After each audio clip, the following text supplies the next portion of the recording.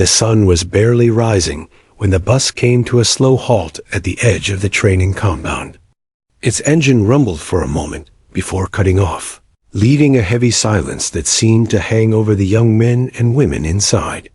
Dust swirled in the morning air as the recruits filed out one by one, boots thudding against gravel, eyes darting nervously at the sprawling facility that would test every ounce of their strength, grit, and willpower. Among them was a young woman who carried herself with quiet determination. She didn't speak much, but her presence drew attention, if only because she was one of the very few females standing in the crowd that day. Her name wasn't yet known to everyone, but whispers spread quickly. Some tilted their heads in curiosity. Others smirked as though they already knew the ending to her story. In their minds, the outcome seemed obvious: she wouldn't last. The compound itself felt like something carved out of legend. Rust-colored walls surrounded a wide expanse of dirt fields, obstacle courses, and climbing rigs that towered like steel skeletons against the horizon. Recruits had heard stories about this place, about how it broke down the weak and hardened the strong. It wasn't a place for half measures. The brutal regimen inside had ended more dreams than it had ever fulfilled. Standing at the front, near a makeshift podium, was the colonel. He was a tall, broad-shouldered man with a weathered face that spoke of years in combat zones. His reputation preceded him. He had seen battles most recruits could only imagine, and he carried himself with a kind of authority that demanded respect or fear. When his sharp eyes swept across the new arrivals, it felt as though he could see through skin and bone, right down to the core of each soul standing before him. When his gaze landed on her, however, something changed. A flicker of disdain crossed his face. He didn't bother hiding it. For him, the presence of a woman in this program was almost insulting. This wasn't the first time he'd seen a female recruit try, but in his memory, few had endured for long. Most quit after days, some after hours. He believed she would be no different. "Listen up," the colonel barked, his voice sharp enough to cut through the morning chill. The recruits snapped to attention. "You are standing at the gateway to hell. This course will decide who among you is fit to lead, who is fit to follow, and who has no place here at all. Understand this. Your rank, your gender, your background mean nothing. The wall, the mud, the weight on your back, they don't care who you are. They'll break you if you're not ready." His words rolled like thunder, sinking into the recruits' bones. Many straightened their spines, trying to mask their nerves. But when he paused, his eyes darted toward her once again. A faint curl tugged at his lips, almost a smirk. "And some of you," he added with a deliberate glance, "are already weaker than the rest. You'll see soon enough. Out here, weakness doesn't just show, it destroys." The moment wasn't lost on anyone. A few recruits shifted uneasily, some biting back grins. The message was clear. He had singled her out without ever saying her name. She didn't flinch. She didn't allow her expression to betray the sting of his words. Inside, though, her chest tightened. She had endured doubt before, from family, from friends, even from strangers who thought she was chasing a dream too big for someone like her. But here, in front of dozens of her peers, the colonel's judgment hit harder. He was the gatekeeper of this world, and he had already decided she didn't belong. The morning continued with introductions to the compound's main features. The recruits were led across vast fields, through muddy trenches, and past racks of weighted packs that they would soon be forced to carry. But what caught every eye and seemed to tower above everything else was the wall. It stood 20 feet high, built of thick wooden planks reinforced with steel beams. Weather and years of sweat had darkened its surface, giving it a menacing presence. It wasn't just tall, it was imposing in its very design. There were no ropes, no footholds, no easy cheats. Recruits had to run at full speed, leap, grab and climb with pure strength and technique. They called it the impossible wall. Stories about it were already legend. Men twice her size had tried and failed. Some gave up on the spot, unable to make it halfway before gravity ripped them down. Others took multiple attempts, arms shaking, hearts pounding, until they finally reached the top only to collapse in exhaustion. The colonel often used the wall as the ultimate test. Those who scaled it proved their place. Those who didn't were reminded of why they didn't belong. As the recruits stood before it that first morning, the colonel spoke again. "This wall," he said, tapping the wood with his gloved hand, "is not just an obstacle. It's a mirror. It will show you exactly who you are, strong or weak, ready or unprepared. Most of you will fail. Some of you will get back up and try again. And a very few will conquer it." His words echoed, carried by the breeze. The recruits stared upward, jaws tight, some whispering under their breath. She looked at the wall, too, her heart pounding. To everyone else, it was wood and steel. To her, it became something more, a symbol of every person who had ever told her she wasn't strong enough, fast enough, tough enough. The colonel's words from earlier pressed against her mind. Weak. She clenched her fists. The day ended with drills that tested endurance push-ups until arms gave out, sprints through mud, lifts of heavy packs. Sweat soaked every recruit, groans and curses filled the air. By nightfall, most collapsed into their bunks, grateful for even a few hours of rest. But she didn't. When the lights dimmed and the camp quieted, she slipped outside, staring at the silhouette of the wall in the moonlight. It seemed even larger in the dark, a giant shadow waiting to crush her spirit. But instead of fear, a strange calm settled over her. This was why she was here. Not to prove herself to the colonel, not to silence the whispers of the recruits, but to prove once and for all that the label of weakness didn't belong to her. She touched the rough wood, pressing her palm against it as though making a silent pact. Tomorrow, the real battle would begin. And when it did, she promised herself she wouldn't back down. The second morning began before sunrise. Piercing whistle cut through the compound, dragging every recruit from their bunks. The air was cold, the kind that made lungs ache with the first breath, but there was no time to think about comfort. They were herded outside, where rows of packs, ropes, and weights waited. The young woman tightened her boots and adjusted her gear.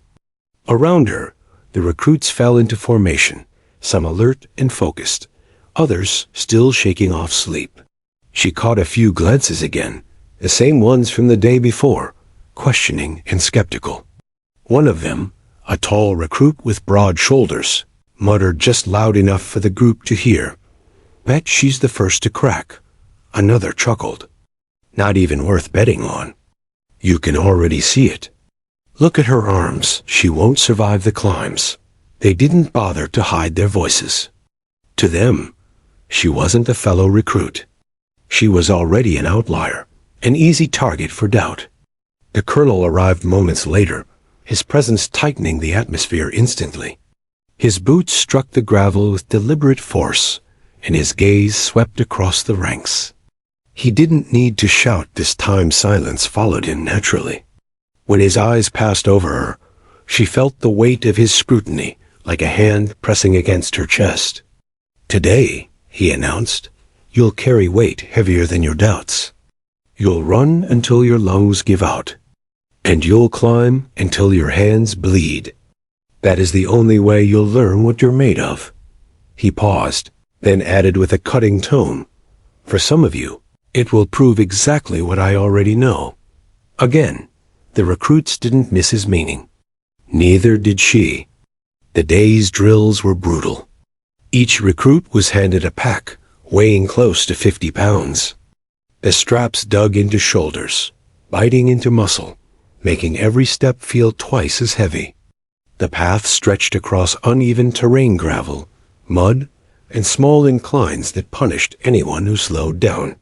By the first mile, sweat streamed down faces, shirts clung to backs, and boots squelched in the muck. She kept her head down, focusing on her breathing, one foot after the other.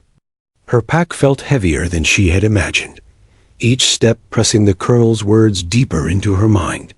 She stumbled once on a slippery patch of mud, catching herself with a grunt. Immediately, she heard the whispers. "There it is. Told you. She's slowing down already." But she didn't stop. She forced herself forward, ignoring the laughter that trailed behind. When they reached the rope climb, her palms were already raw. The ropes were thick, coiled, and rough. The task was simple in theory. Climb to the top, ring the bell, descend, repeat.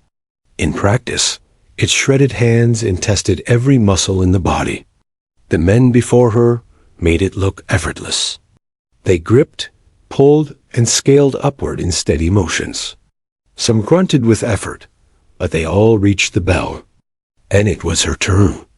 She leapt, gripping the rope tight. Her arms strained immediately, her boots scraping for traction. Her body moved upward slowly, agonizingly. By halfway, her arms burned, her grip trembling. Her palms screamed as the rope tore at her skin. She paused for a moment, chest heaving. That pause was all it took. She's done. She can't make it. The voices below carried no sympathy, only amusement. She gritted her teeth, forcing another pull upward, but her hand slipped. She slid down several feet before catching herself again. The pain was sharp, cutting through her determination. She didn't reach the bell that first time. She dropped back to the ground, sweat dripping, arms shaking uncontrollably. The colonel's expression was unreadable, but his silence was louder than words.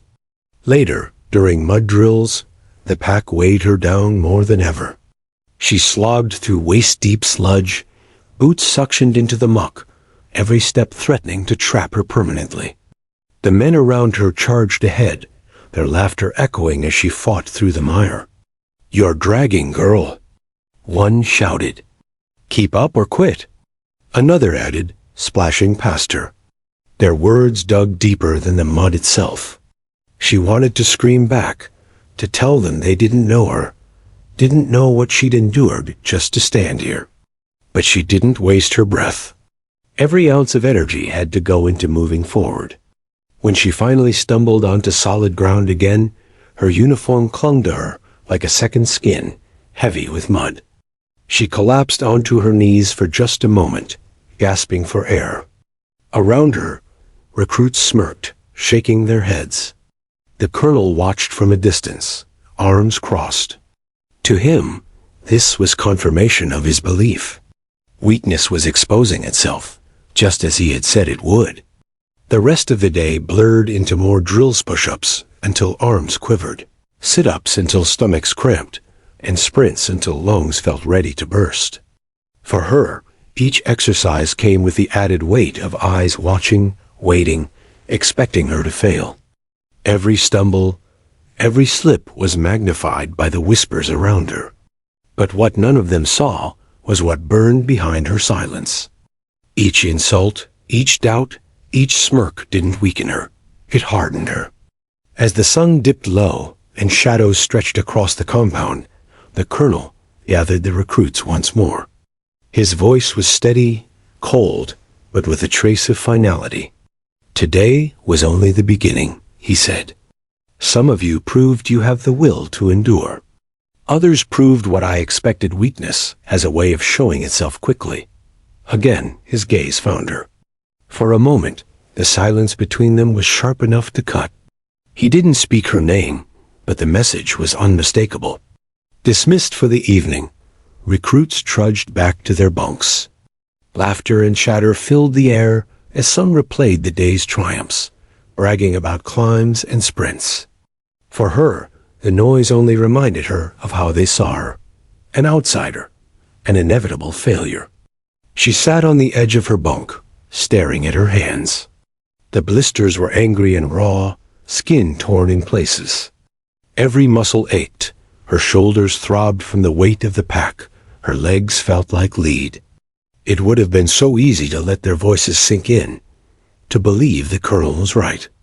But instead, she smiled faintly through the pain. Weakness, they said. She flexed her hands, ignoring the sting.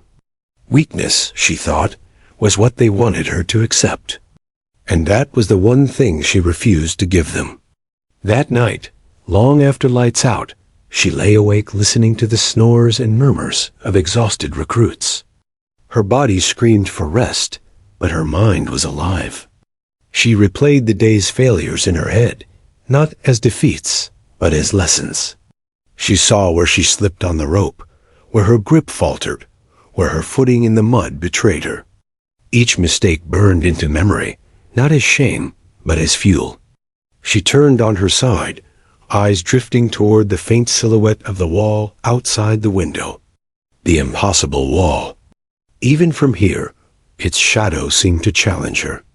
Too weak, she whispered, mimicking the colonel's words. Her jaw tightened. Tomorrow, she vowed, she would push harder. Tomorrow, she would silence at least one of those voices. And one day soon, she would silence them all.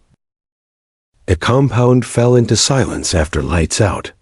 Snores filled the barracks, punctuated by the occasional cough or restless shift of bodies, too sore to stay still. For most recruits, the day's exhaustion had claimed them swiftly. Muscles ached, blisters throbbed, and eyes closed as soon as heads touched the thin pillows. Sleep was a rare gift in this place, and they took it greedily. But not her. She lay awake on her bunk, eyes fixed on the ceiling. Every detail of the day replayed in her mind, like a cruel film on repeat. The rope climb, the stumble in the mud, the colonel's stare as if her failure were inevitable.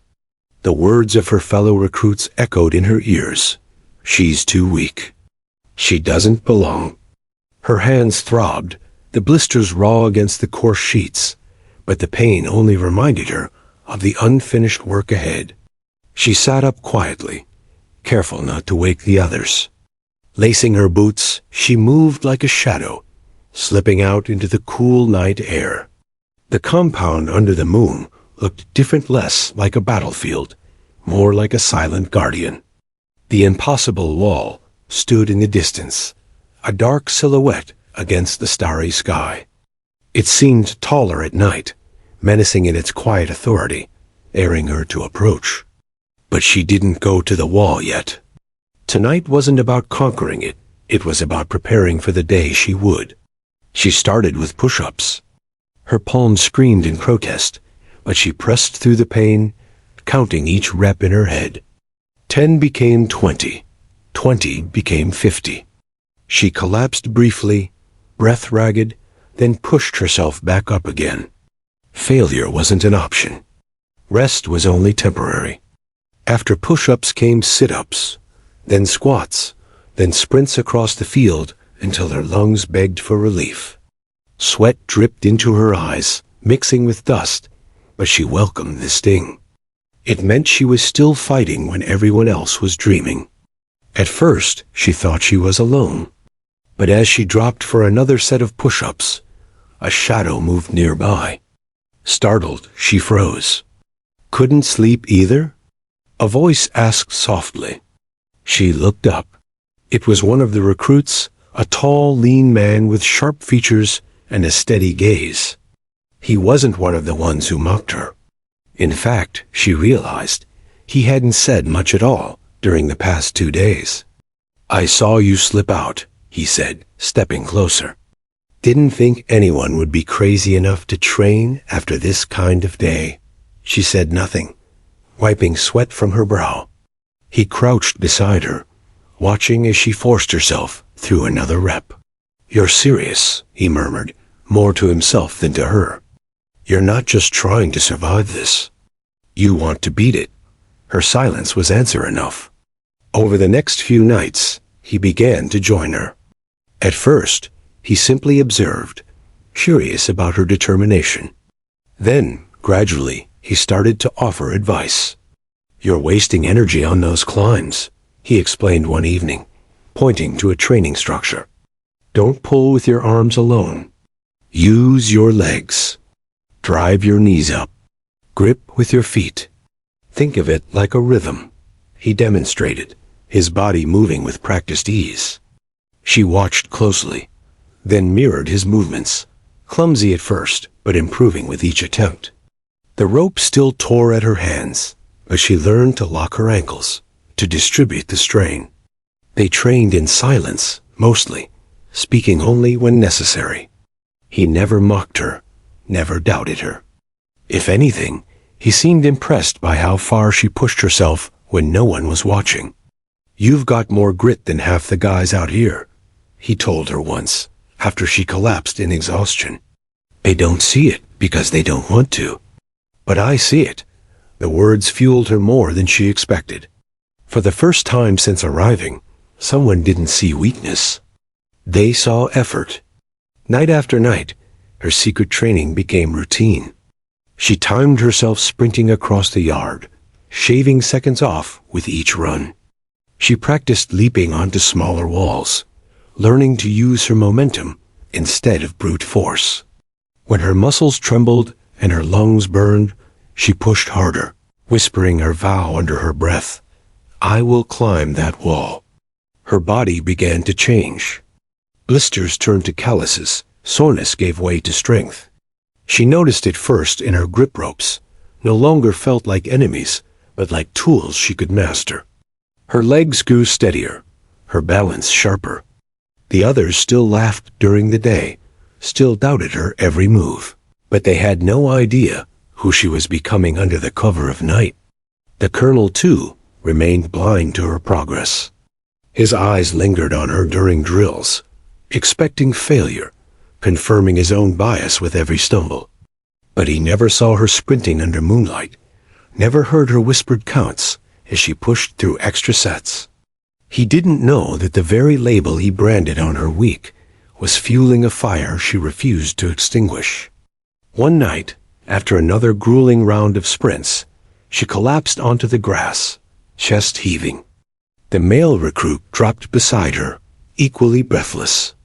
For a while, they simply stared at the stars above, their silence companionable. "Why are you really here?" he asked finally. She turned her head toward him, surprised. "I mean," he continued, "most of these guys are here to prove something to someone else, to the colonel, to their families, to themselves. But you're carrying something heavier." "I can see it," she hesitated. The truth was raw, fragile, but it burned too strongly to hide.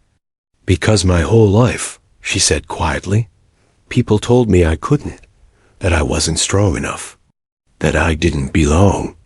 I came here to prove them wrong, not just to them, but to myself."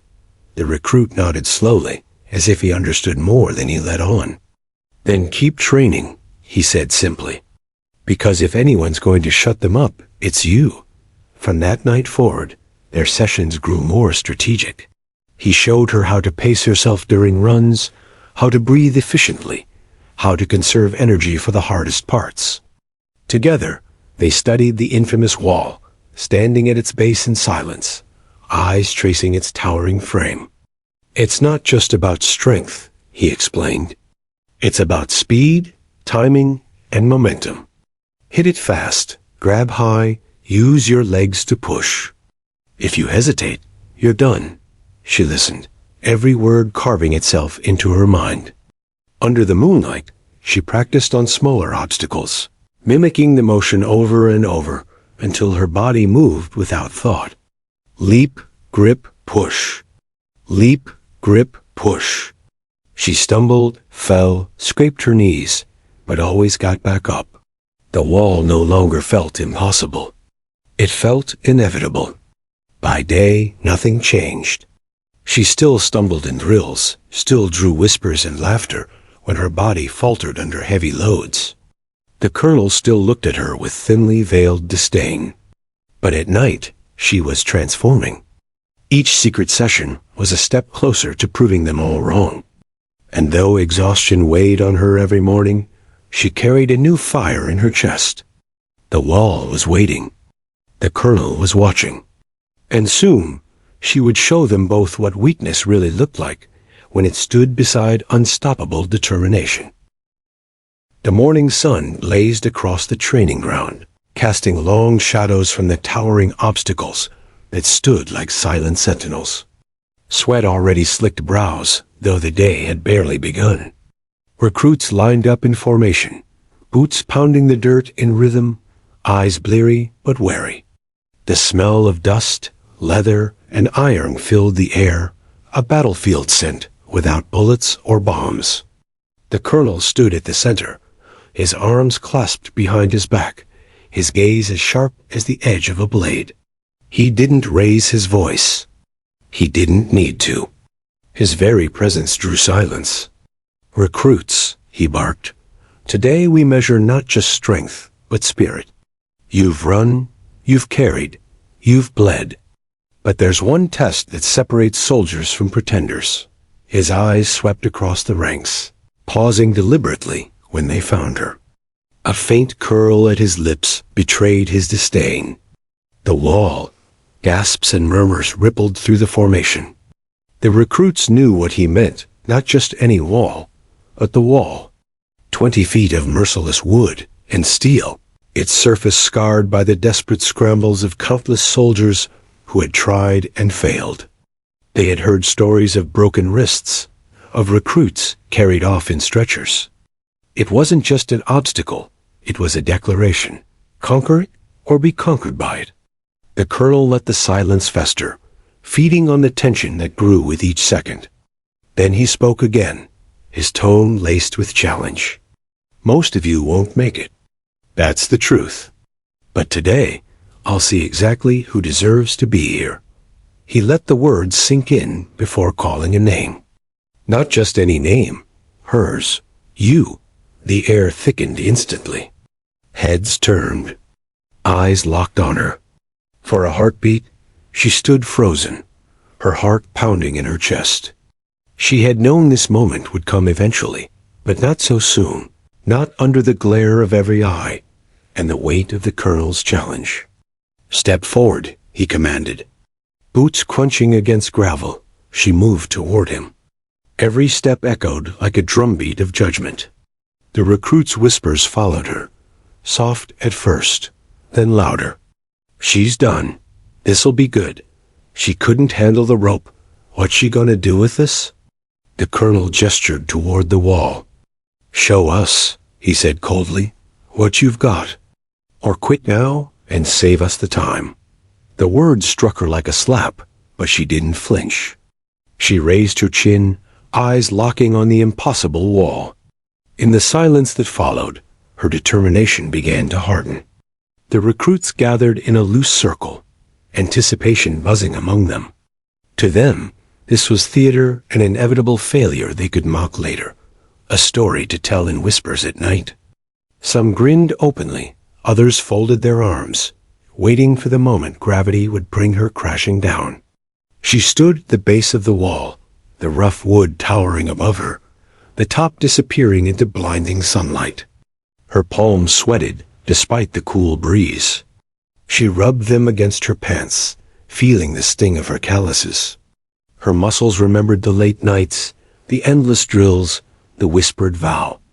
"I will climb that wall." The colonel's voice broke through her thoughts.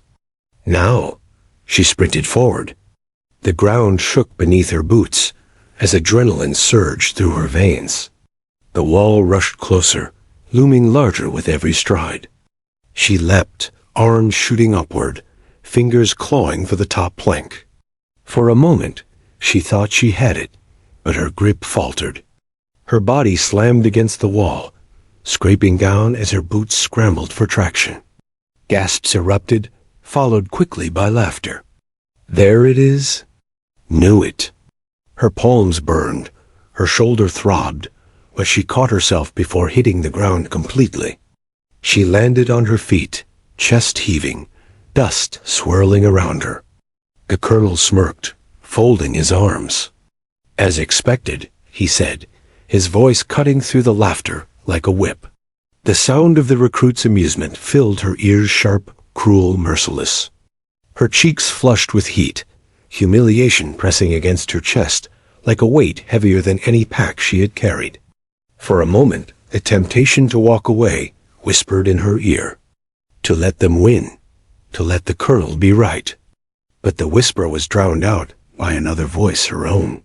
No, not yet. She stepped back from the wall, her breath still ragged, her body aching. The colonel raised an eyebrow, as if expecting her to admit defeat. But instead of quitting, she planted her hands on her knees, steadied herself, and looked up at the wall again. She wasn't done. The recruits' laughter faltered into uneasy murmurs. They hadn't expected her to rise again. She ignored them, ignored the colonel, ignored the sting in her palms. All she saw was the wall, the challenge that defined this place, the obstacle that mirrored her entire life. "You will not beat me," she told it silently.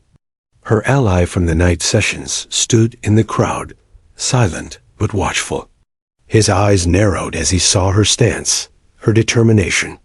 He had trained with her, seen the grit no one else did. And he knew something the colonel didn't. This wasn't the end. This was the beginning. She bent her knees, fists clenched. Her lungs drew in a deep breath. She was already forming the plan in her mind, the rhythm she had practiced, the timing she had drilled again and again in secret. But not now. Not under the colonel's terms. She stepped back, meeting the colonel's gaze directly for the first time. "I'll face it again," she said, her voice steady, unwavering. "But not today." The colonel's smirk faltered, replaced by a flicker of something else. Was it surprise? His eyes narrowed, and for the briefest moment, the air grew heavier. The recruits whispered in disbelief. Some laughed again, thinking her words were cowardice. Others frowned, sensing something different in her tone. But she didn't care. She knew the truth. She wasn't running from the wall. She was preparing for the moment she would defeat it, not stumble before it. The colonel studied her for a long, tense moment. Then, with a dismissive wave, he barked. "Fall back in line." She obeyed, boots crunching against gravel once more. Her body ached, her pride stung, but her spirit burned brighter than ever. Because while everyone else saw failure, she saw only a rehearsal. And when the true moment came, she swore to herself, it would not end like this. The air was thick with anticipation when the next chance came. The colonel had arranged a full round of wall trials. Every recruit would face the obstacle in turn, but everyone already knew who the spectacle would center on. She woke that morning with her stomach knotted, her heart restless inside her chest. The bruise on her shoulder from the last collision with the wall throbbed dully, but she hardly noticed. It wasn't pain that haunted her. It was the memory of the colonel's smirk, the sound of laughter rippling through the ranks, the sting of watching her efforts collapse in front of them all. She laced her boots slowly, tightening each knot as though preparing for war. When she looked in the cracked mirror above her bunk, she barely recognized herself. Dark circles framed her eyes, but fire burned behind them. "Today," she whispered, "you won't own me." The recruits gathered at the field. The obstacle loomed higher than ever, a silent reminder of limits and broken pride. The colonel stood with his hands clasped behind his back, scanning the line with his hawk-like gaze. "Today," he announced, "you prove yourselves or expose yourselves." His tone made the difference sound like life or death. One by one.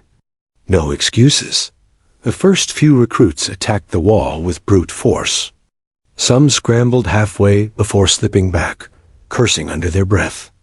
A few reached the top, pulling themselves over with raw determination, greeted by roars of approval. Others failed outright, left sitting in the dust, shoulders slumped. Every success and every failure only tightened the knot in her chest. Her turn edged closer with each name called. She forced herself to keep breathing evenly, rehearsing the plan she had drilled in secret. Plant the foot higher, pull faster, don't pause, don't look down. Then came the call. You! Her name rang out across the training ground, louder in her ears than any gunshot. She stepped forward. Every pair of eyes followed. Some curious, some eager for the show, others coldly indifferent. She felt the colonel's gaze lock on her like a spotlight. "Let's see it," he said. She crouched low, her fingers brushing the dirt. A sharp inhale steadied her lungs.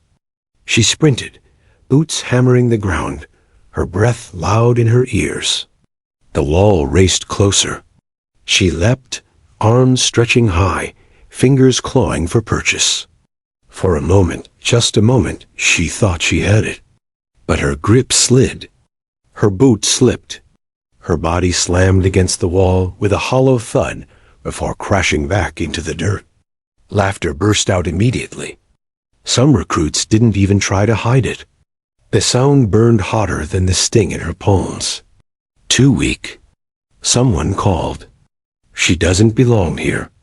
Another voice jeered.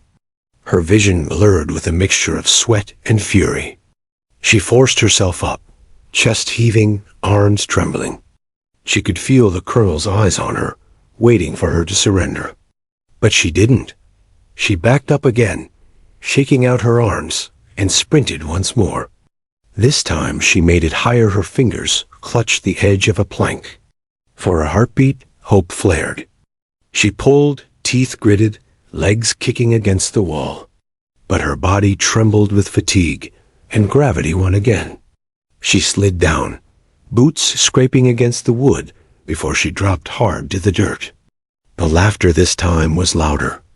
She lay there for a second, dust filling her lungs, every nerve screaming at her to quit. She could have stayed down. No one would have blamed her, most would have expected it. But quitting wasn't in her blood.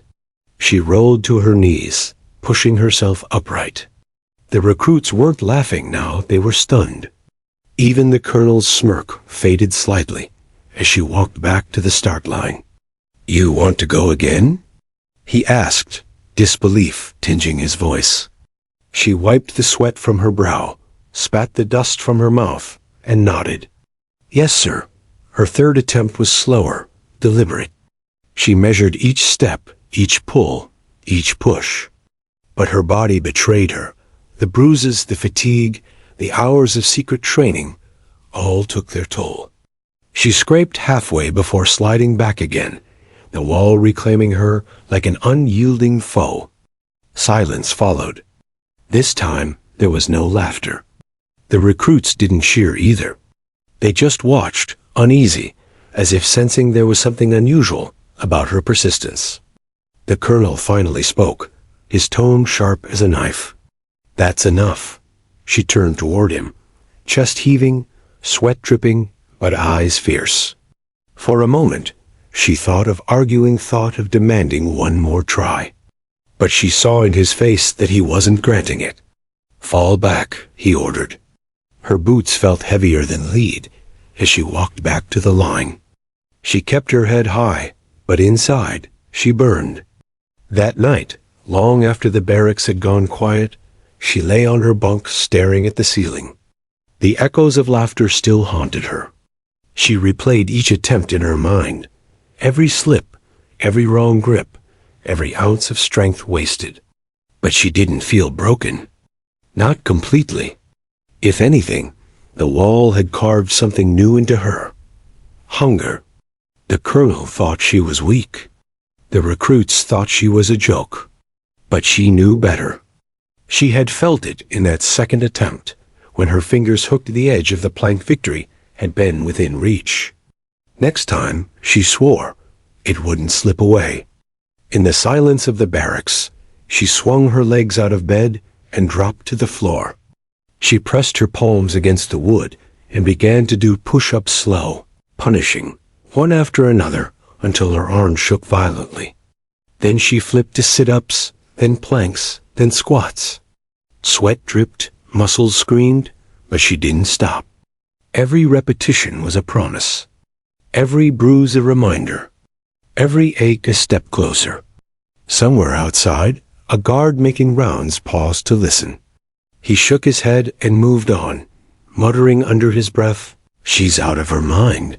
But she wasn't. She was sharpening her edge. The wall had humiliated her in front of them all. But it had also awakened something stronger than pride and unbreakable resolve. The colonel thought her story had ended in the dirt, but he hadn't realized she was only on her first chapter. Night fell heavy over the training grounds. The barracks were silent, save for the occasional rustle of someone turning in their sleep. But in the farthest corner of the compound, where shadows pooled against the walls, one figure was awake. She stood barefoot in the dirt, her bruised hands wrapped in cloth she had torn from an old shirt. Her body still ached from the day's humiliations, but her mind was alive, buzzing with restless energy. Failure gnawed at her, sharper than any wound. The colonel's smirk, the recruit's laughter, the sound of her body hitting the ground. She could not let that be her story. So, while the others slept, she trained. She jogged laps around the barracks, breath misting in the cool night air. She dropped to the ground for push-ups until her arms trembled, then switched to pull-ups on a low-hanging beam until her grip gave out. She repeated the cycle, punishing her body, pushing past limits. Each rep was a vow. You will not own me. You will not defeat me. Days turned to weeks, and the rhythm became her religion. By day, she endured the regular drills with the rest of the recruits, enduring the sideways glances and muffled jokes. By night, she carved herself into something else entirely. She studied the wall like a scientist dissecting a puzzle. She sketched its planks in a notebook, marking where she had slipped, where her grip had failed, where her foot placement had been off by inches. She replayed the attempts in her mind until she could see every mistake in vivid detail. Her ally, the recruit who had once quietly helped her train, noticed the bruises on her arms, the blisters on her hands. He caught her slipping out of the barracks one night and followed silently, watching from the shadows. When she collapsed after a brutal set of pull-ups, he finally stepped forward. "You're going to kill yourself at this pace," he whispered. She sat up, wiping sweat from her brow, and met his gaze. Her voice was raw, but steady. Better that than live with failure. For a long moment, he studied her. Then, wordlessly, he picked up a rope and tied it to the beam above. "Then let's make it count." From that night onward, she wasn't alone. Training became something different, smarter, sharper. Together, they broke the wall into phases. The sprint, the leap, the grip, the climb. They drilled each movement until it became second nature. He timed her runs, corrected her posture, forced her to repeat the climb until her muscles screamed. "Momentum," he said one night, pointing to the wall sketch. "You're pausing halfway. Don't. Trust your strength. Commit." She nodded, filing every word into the vault of her mind. The nights were brutal. Rope climbs until her palms bled.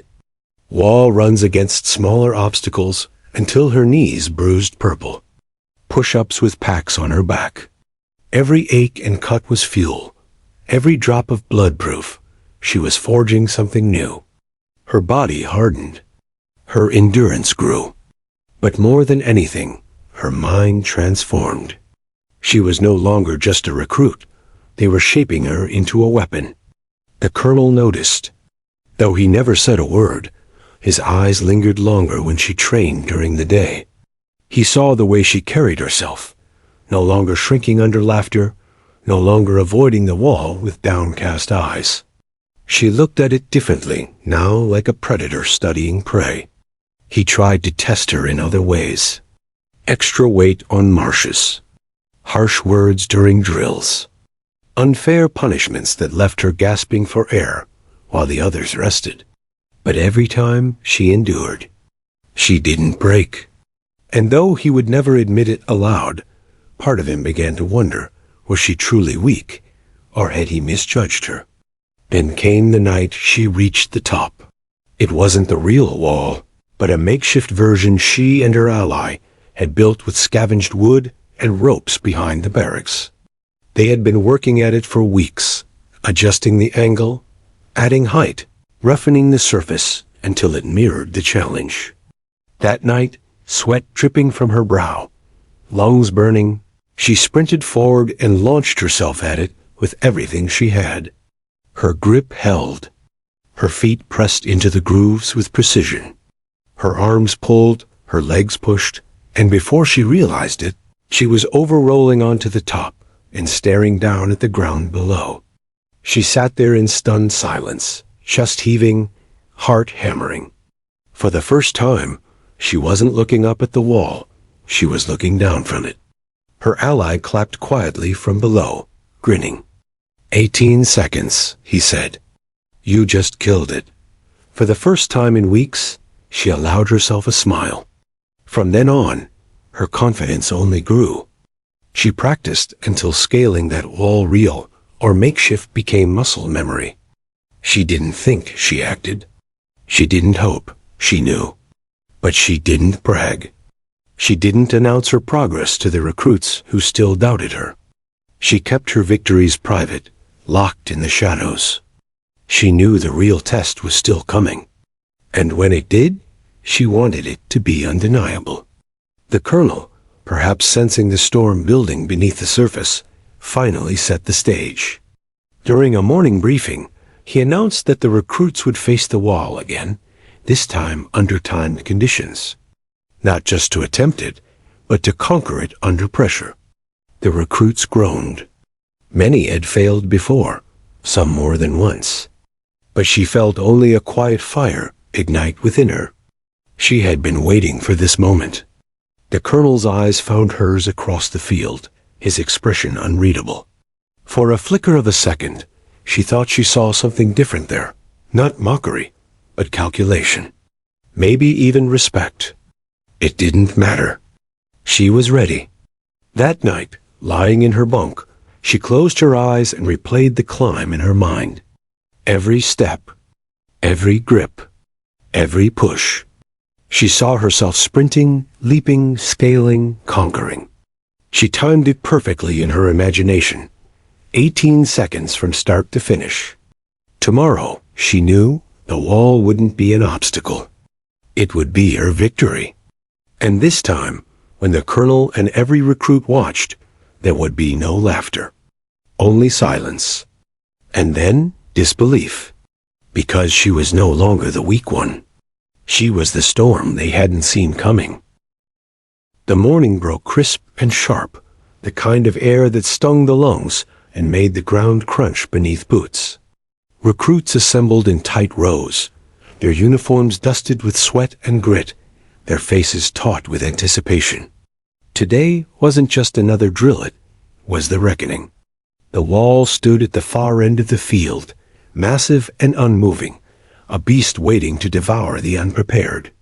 The colonel's voice sliced through the silence.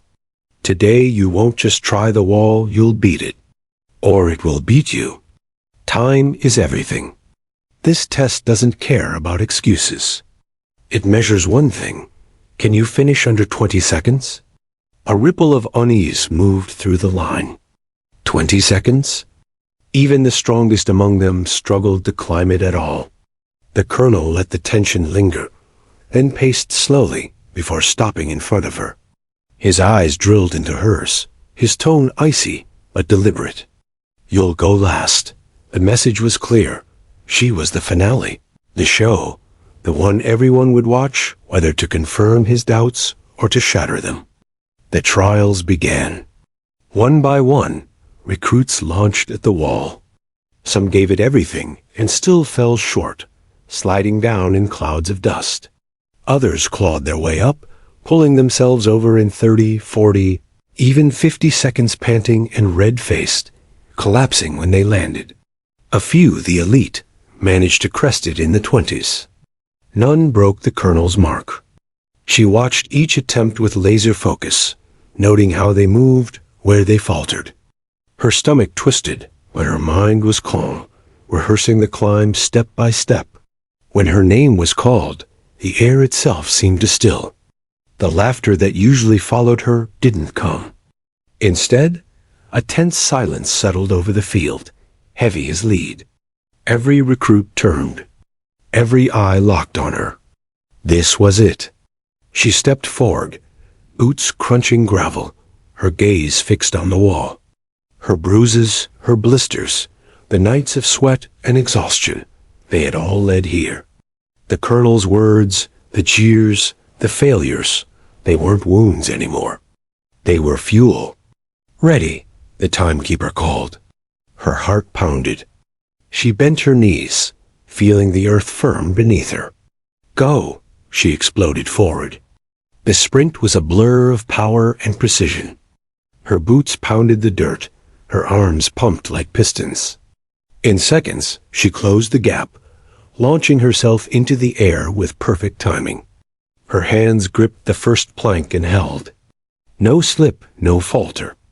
Momentum carried her upward, her legs driving, her arms pulling with practiced rhythm. She moved like water, flowing from one hold to the next, every motion honed through countless secret nights. Gasps erupted from the recruits. They had never seen her move like this. Halfway up, where before she had stalled, she didn't pause. She trusted the training, trusted her body. Push, pull, leap fluid, relentless. Her muscles burned, but didn't fail. Her grip held tight, her legs pressed firm. She was climbing faster than anyone had expected. Faster than anyone had believed possible. The top loomed closer. The wall seemed smaller now. Not a monster, but an opponent she had already beaten in her mind 1,000 times. She hooked her boot, thrust upward, and hurled her body onto the ledge. Her hands slapped the top. Her arms locked. With a final heave, she swung her leg over and rolled onto the summit. The world roared. She stood tall on the wall, chest heaving, fists clenched. Below, the recruits erupted cheers, shouts, disbelief. Even those who had doubted her couldn't hide their awe. The timekeeper's voice cracked through the noise. 18 seconds. 18. Not just under 20. Not just victory. A miracle. She had done it faster than anyone else. The colonel's jaw tightened. His face gave away nothing, but his eyes betrayed a flicker shock. Then something deeper, something he rarely showed. Respect. She raised her arms, not in arrogance, but in triumph, in vindication. She wasn't weak. She wasn't the recruit they mocked. She was proof that grit could defy doubt, that willpower could bend the impossible. When she climbed down, the recruits parted for her. Some clapped her on the back, others nodded silently.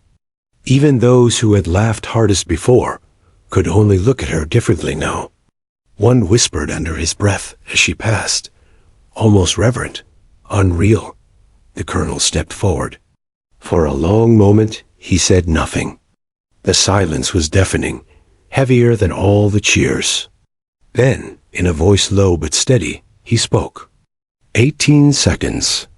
Faster than anyone here. The words carried weight. They weren't praise, not exactly, but an acknowledgement, a recognition she had earned with blood and fire. For the first time, his gaze on her wasn't dismissive. It was measured, respectful. You've proven me wrong, he said finally, almost reluctant, but real.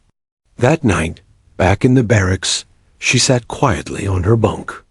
The cheers had faded, the adrenaline had drained, but the victory remained, burning in her chest. She had done it.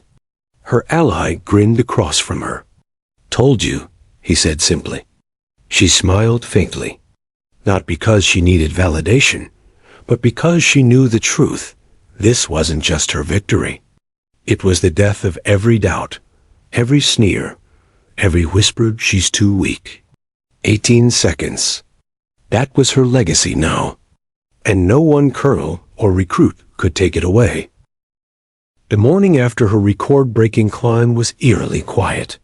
The recruits moved with a strange mixture of awe and restraint, their whispers hushed, eyes still glimmering with disbelief.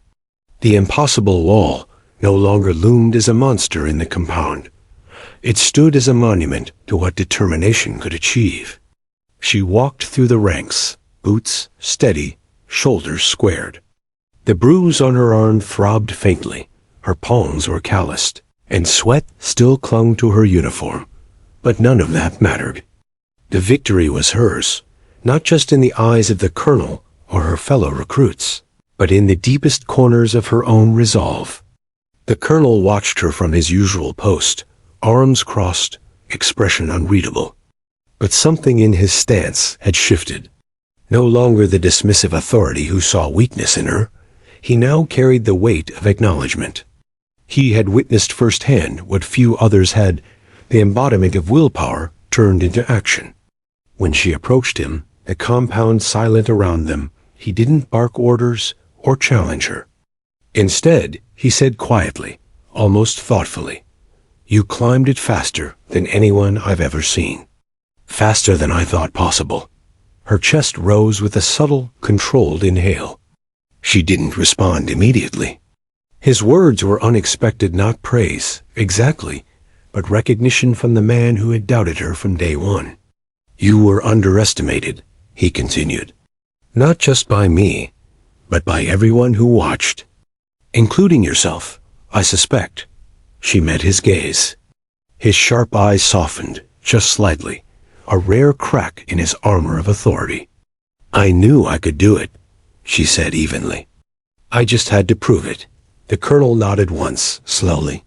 For a man who had built his career on discipline and testing limits, that admission was monumental. He had seen recruits falter, some crumble entirely, yet she had endured, adapted, and conquered. Over the next few days, the atmosphere in the compound shifted subtly but unmistakably. The recruits who had jeered now offered nods of respect, some clapping quietly when she passed.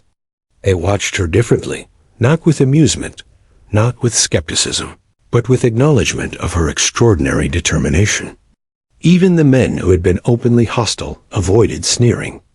In their silence, there was a new understanding. She had crossed a threshold they could only admire from afar. And the colonel?